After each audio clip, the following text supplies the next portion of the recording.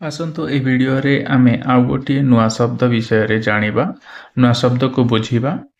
नुआ शब्दटी हेउची ACQUITTAL जहा को आमे उच्चारण करिबा एक्विटल एक्विटल उच्चारण करिबा एक्विटल जहार अर्थ हेउची कोर्ट मामला रे काहाकू निर्दोष बोली घोषणा करी खलास करदेबा अर्थात मामला चलिला पर जेतेबेले अदालत कहे जे से व्यक्ति दोषी नुह एहाकू आमे कहिबा एक्विटल एक्विटल मामला रे निर्दोष प्रमाण होई खलास हेबा एहाकू आमे कहिबा एक्विटल दोष मुक्ति खलास अब्याहति।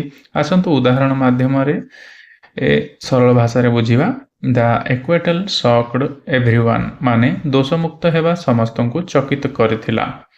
द्वितीय उदाहरणटी हेउची ही सेलिब्रेटेड हिज एक्विटल माने से तांकर दोष मुक्ति को पालन कले। एठारे सेलिब्रेटेड शब्दर अर्थ हैला पालन कले। एभली वीडियो देखिया पई चैनल को सब्सक्राइब कर।